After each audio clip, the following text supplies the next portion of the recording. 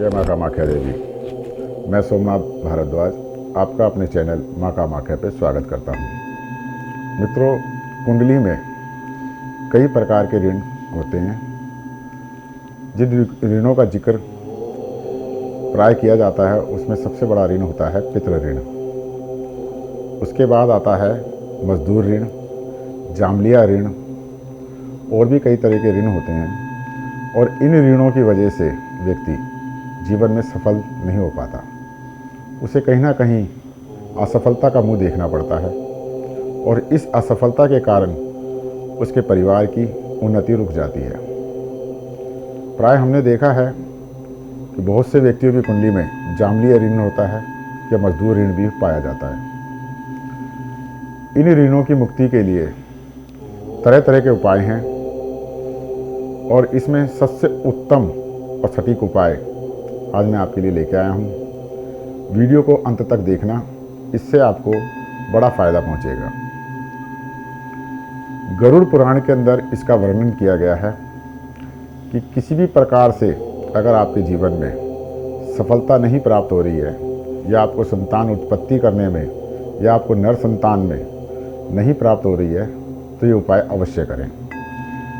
अगर आप किसी भी कारण से पाप के भागीदारी बने हैं, जैसे कुंडली में है, या श्राप आपको लगा हुआ है, कई जन्म पहले भी हो सकता है, तो जन्म जन्मांतर का श्राप, ऋण और पाप मात्र इस उपाय के करने से आपका तुरंत ही निश्चय ही रूप से दूर हो जाएगा। गरुड़ पुराण में कहा गया है, अगर हम विसर्ग करते हैं तो इस विसर्ग करने से हमारा ऋण या हमारे पाप सभी से हमें मुक्ति प्राप्त होती है। वृषभ विसर्ग है क्या? सावन में या फागुन में या सोमवार के दिन विसर्ग किया जाता है। इस विसर्ग करने से बड़े लाभ प्राप्त होते हैं।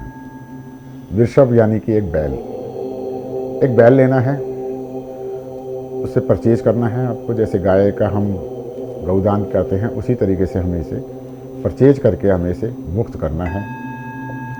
इसके दोनों साइड, लेफ्ट एंड राइट, या इसके ऊपर दाग लगवा के आप, जैसे कि एक तरफ सुदर्शन चक्र बनेगा, एक तरफ त्रिशूल बनेगा, और ब्रह्म रूपी बैल जो है वो गुरु ब्रह्मा, विष्णु और महेश का रूप हो जाएगा।